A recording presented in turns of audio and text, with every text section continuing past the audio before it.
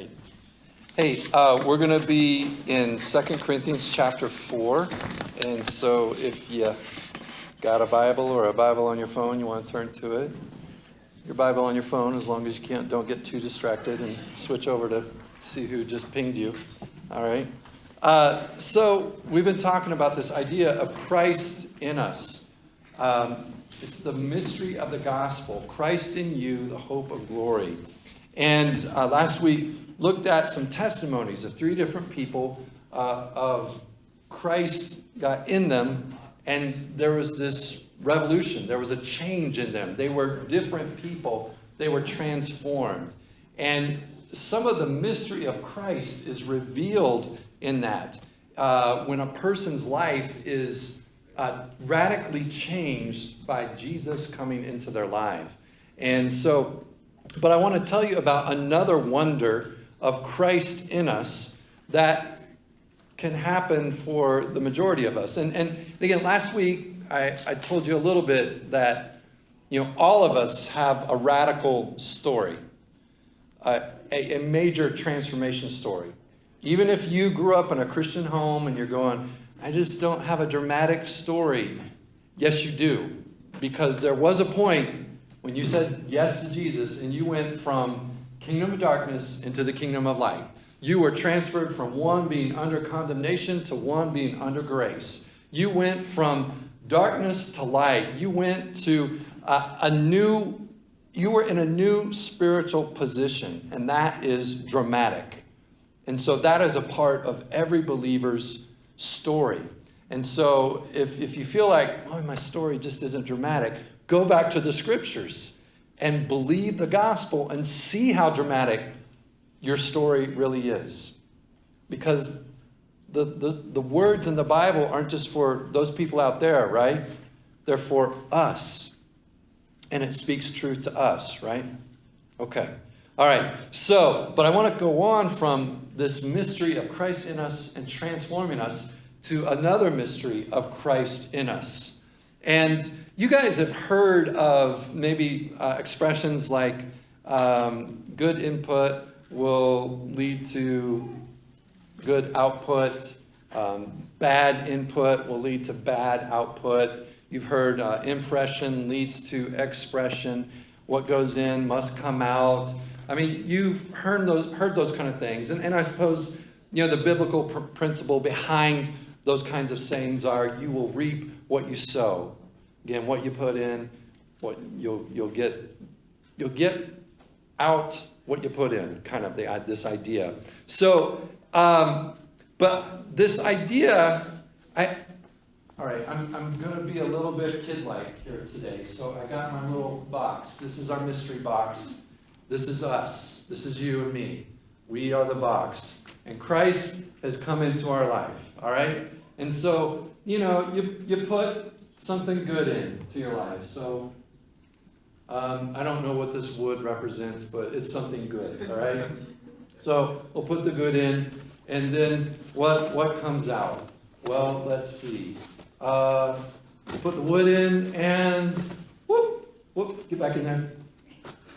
Paper comes out. Yeah, that's a good thing, right? Wood to paper, good in, good out. I mean, that's kind of what we expect, right? Right? But, then there's the kind of stuff that we also experience in real life, like maybe the people you live with or work with, and something negative goes into their life. Like they had a rough night. They got into an argument with somebody. And so they come into work and they're grumpy. And so grumpy went in and grumpy went out. And it splatted all over you. And you're kind of like, that's not fair. Just because you had grumpiness going on and bad things going on doesn't mean you have to spit out bad stuff on me, right? So, there's some stuff in life that we actually have experienced, some of this input, output. And people, sometimes there's good stuff that goes into them, and we benefit that. They have a great day, and so they come into work and the next day, and they're really nice to you and kind, and you get the benefit. Good input resulted in good output. So that kind of thing happens. But here's the crazy thing about the mystery of Christ in you. Something bad can go in. And rocks are not inherently bad. This is a symbol, right? So we'll just say something hard happens and goes into your life. It happens to you. And with Christ in you, but something beautiful and soft comes from it. Because Christ somehow changes that experience in you, and you see it in a different way. You take hold of it in a different way. You are moved by it in a different way. It could be, all right, here, coffee lovers are not going to like me on this one, but so coffee beans, they're bitter.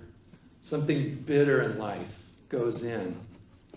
But then something sweet comes out. Patrick, you look like you need that. Oh, okay. Oh, that's right. You don't do this stuff, do you? All right. Anybody like sweet stuff? Oh, okay. So, sorry, bad shot there. So, yeah, there's this mystery, being Christ followers, that there's choices that, we have choices about what we take in, and we hope to take in good things and produce good things, but there are some things we don't have a choice over, do we? There are things that happen to us, sometimes bad things, hard things, and we have different names for those things. But when those bad things and hard things happen to us, those bitter things, because of Christ in us, somehow he transforms that experience where we can still put out beautiful, sweet, soft, and good. How is that? How is that? It's the mystery of Christ in us. It's a wonder. So I want us to take a look at 2 Corinthians, because there is a passage, I think, that describes some of this. So 2 Corinthians chapter 4, and we'll start reading at verse 5. For we do not preach ourselves, but Jesus Christ as Lord, and ourselves as your servants for Jesus' sake. For God, who said, let light shine out of the darkness, made his light shine in our hearts to give us the light of the knowledge of the glory of God in the face of Christ. We have this treasure in jars of clay to show that this all-surpassing power is from God and not from us. We are hard-pressed on every side, yet not crushed, perplexed, but not in despair, persecuted, but not abandoned. We're struck down, but not destroyed. We always carry around in our body the death of Jesus, so that the life of Jesus may also be revealed in our body. For we who are alive are always being given over to death for Jesus' sake, so that his life may be revealed in our mortal body. So then death is at work in us, but life is at work in you. Do you realize there is a life in you that is something from the outside, from God, from Jesus, that's in you. It's in you, and it's at work in you. And what is that work? It does things like this. Pressure on every side. But it doesn't lead to a crushed life. There's perplexity with difficult circumstances, and you can't see a solution, but you're not despairing. You're still hoping. There's persecuted, made fun of, but you're not alone. Your life has support. And even once in a while, something in life just knocks you down on your butt, but you're not destroyed. You're able to get back up. Death even takes shots at us and even works on the fibers of our very being, but there is something at work within you, and it is life. And that life comes from Christ. His life working in you. Some of you have maybe heard of a young lady She goes by the online name Nightbirdie. She just passed away a couple of weeks ago from cancer. And in 2021, her story became internationally known because she went on the show America's Got Talent. And her authenticity, her testimony, along with her original song, won her the Golden Buzzer. And it was this beautiful moment. And when she was being asked about her ordeal, her hard circumstances, what life was handing her, she wasn't angry or depressed, but instead radiated a joy that came out through her smile. And one of the most jaded and harshest critics was in wonder at her life and was moved to tears. And let me share with you just a bit of this young Christian woman's writing, and you'll understand a little more that just because there are moments that we express radiance and joy and the good doesn't mean that we don't struggle with the hard and the difficult like everybody else.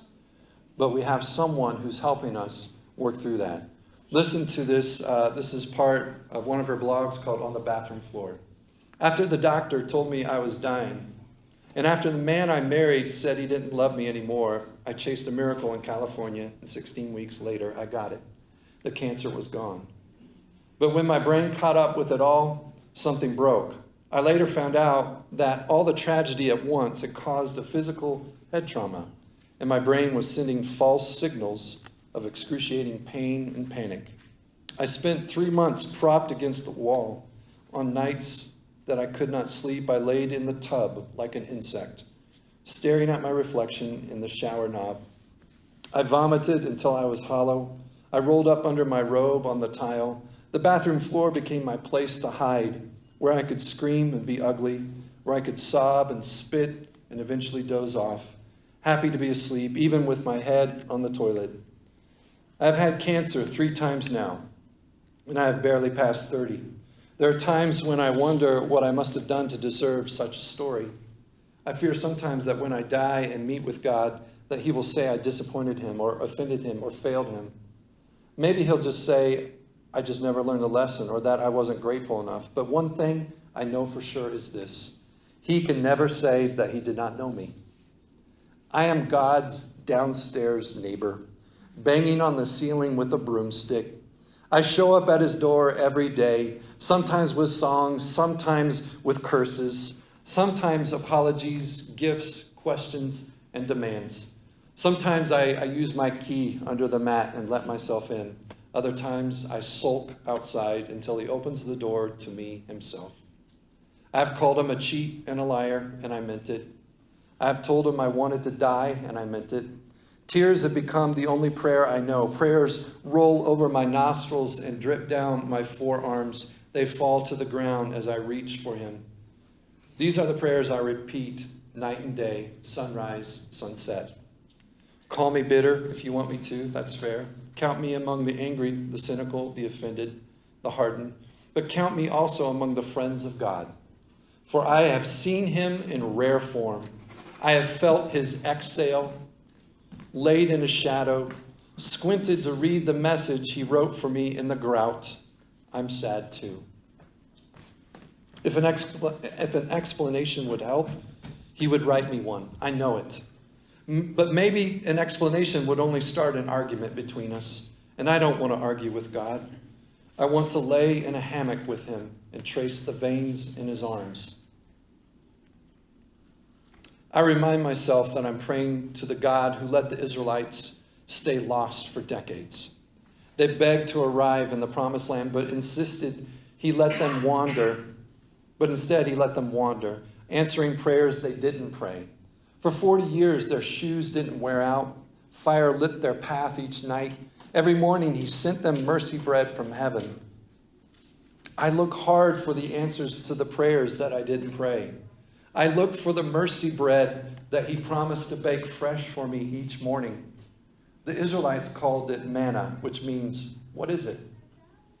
And that's the same question I'm asking again and again. There's mercy here somewhere, but what is it? What is it? What is it? I see mercy in the dusty sunlight that outlines the trees, in my mother's crooked hands, in the blanket my friend left for me, in the harmony of the wind chimes. It's not the mercy that I asked for, but it is mercy nonetheless. And I learn a new prayer. Thank you. It's a prayer I don't mean yet, but will repeat until I do. Call me cursed, call me lost, call me scorned, but that's not all. Call me chosen, blessed, sought after. Call me the one who God whispers his secrets to. I am the one whose belly is filled with loaves of mercy that were hidden for me. Even on days when I'm not so sick, sometimes I go lay on the mat in the afternoon light to listen for him. I know it sounds crazy, but I can't really explain it, but God is in there, even now. I have heard it said that some people can't see God because they won't look low enough, and it's true. If you can't see him, look lower. God is on the bathroom floor. That's just one of her writings. You could find it on her blog, Night Birdie. With Christ in you, this life can hand you something very bitter. And your life in turn produces something sweet. That is a mystery. That is a wonder. When I was sharing with the staff what we were going to be talking about, in that I was trying to find testimonies that I could share, I wasn't thinking of calling on someone to come up and share about something hard, but Isaac said, I can do that. I want to share my story. And so I want someone who's here, flesh and blood, you can see and touch, I want him to share a little bit of his story. Check. That Nightbird makes me want to cry. I was thinking how, like, when it comes to Jesus, like, everybody's story is different, but everybody's story is the same. And I was trying to think how I could tell my story in this format. So, testimony-wise, I have to go back a little bit, but this is my dad. If you didn't know, Shannon. I'm a pastor's kid, and I grew up hearing that I grew up hearing from all church members that I would either grow up to be like an angel or just a rebellious, devilish kid. And I think hearing that as a kid, I was like, well, I don't want to be a devil. And grew up, and mom and dad were like, basically like missionaries to America and like touring and doing high school assemblies, and I was just like 5 watching all of it happen. And growing up in that atmosphere, of my own doing, I guess, kind of established this story in my head that I am loved because I'm good. I'm a good boy. I obey. I do what I'm told. I don't rebel. That's like my thing, is that I don't. Regardless of what I feel. And so I think that began my journey towards being a young Pharisee and believing that my performance and my success are why people stick around beside me. And skipping forward, a lot of you guys know my story because I share it fairly often, but I was married before Amelia to somebody else who came into my life.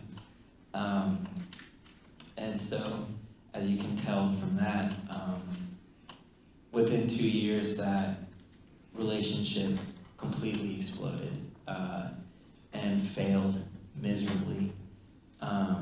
And I guess if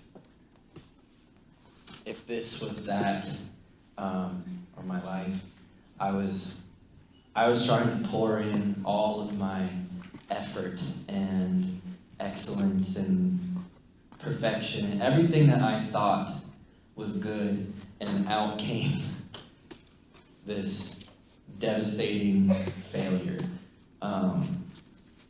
And I was completely ashamed, pretty traumatized, and a lot of you were there for it.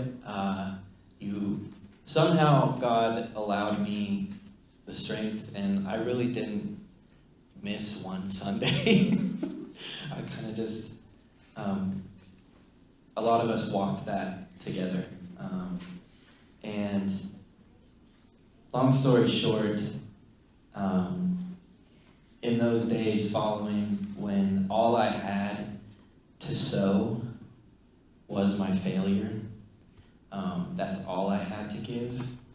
I've seen time and time again that God has brought life out of it. And I guess my testimony today is more just an observation that I wanted to share, which is I spent from age 0 to 24 thinking that it was my strengths and my perfection that God needed to use to minister to you guys. And I'm so thankful for you guys, because in the past 3 years, like, the times that I hear from you guys that you're most ministered to are like basically when I'm just talking about everything that I've messed up in my entire life. So God has just flipped my whole story on its head. And he's taken my failures and planted and grown life out of them.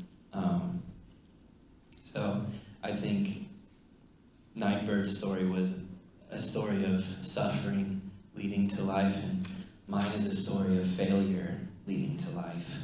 And there's just really nothing that God can't resurrect in you. So I'm thankful for you guys, and when Dad offered the chance to tell it, I was like, okay, yeah, I gotta do it, because that's what I do now. Thank you.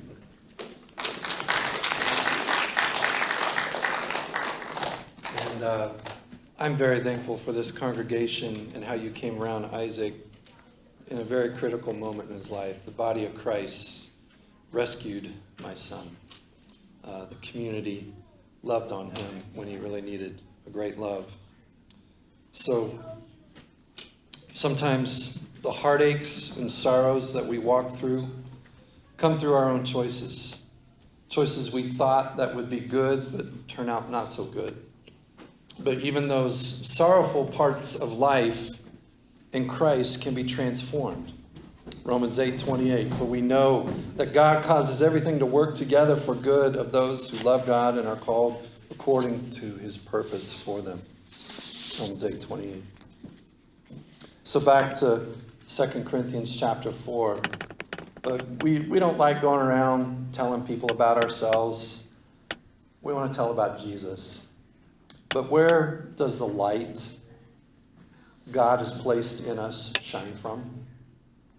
According to 2 Corinthians 4:6, for God, who said, let light shine out of darkness, made his light shine in our hearts. It's where the light comes from. It's where he placed it. It's through your lives that God demonstrates grace, that he demonstrates mercy. And oftentimes that is through our sorrows, our heartaches, our failures, our screw-ups, our choices. He works through those. The mystery of Christ in you isn't supposed to remain a mystery anymore. God has placed this treasure in a fragile clay jar like you and me, so that it'll be clear that any power to not be crushed by the troubles of this life, any power to resist the perplexity of life and not despair, any power to be able to stand back up after getting knocked down, is not a power from us, but a power from God. That's why Jesus causes his light to shine in us. Christ in you, the hope of glory. So yes, we should not be surprised when we go through hardships, trials, difficulties, and suffering as Christians, because through suffering, our bodies continue to share in the death of Jesus so that the life of Jesus may also be seen in our bodies. 2 Corinthians 4:10. So when you and I go through trials, hardships, difficulties, or suffering, it isn't a time to ghost God. It isn't the time to just say, I'm not talking to you anymore. Things didn't go the way I want, so I'm peace out. I'm not going to talk with you. It's not the time to close the door to him in anger. That's what I did as a kid growing up in my family. Just shut the door, go in my room, shut everybody out. It's not the time to do that when you're going through hardships and difficulties and trials. Don't do that with God. It is the time to cling to him. It is the time to cry out to him that his mercy and grace would once more touch our lives. It is the moment to remember and know that God is faithful to his people, even in their difficulties and through their difficulties. We are never abandoned. He is with us. Emmanuel, God with us. And that's why, as Christ followers, as those with Christ within us, we never give up. We never give up. Though our bodies are dying, our spirits are being renewed every day. Check this out at 2 Corinthians, the bottom of chapter 4. In verse 16, therefore we do not lose heart, though outwardly we are wasting away, yet inwardly we are being renewed day by day. For our light and momentary troubles are achieving for us an eternal glory that far outweighs them all. So we fix our eyes not on what is seen, but on what is unseen. For what is seen is temporary, but what is unseen is eternal. So, and that's the promise that I want you to remember from Scripture. And from that promise follows our directive. The promise being our present troubles are small. They're going to last very long. Yet they produce in us a glory that outweighs all those troubles and will last forever, that glory. And so our directive, so that's the promise. Our troubles are small. They're momentary. They aren't going to last long. And they produce good things for us. And here's the directive. So let's not look at the troubles. Let's not look at the temporary. Let's fix our eyes, our gaze on the things that cannot be seen. Let's fix our eyes on the things that are eternal. For the things we see now are soon going to be gone. But the things we can't see are going to last forever.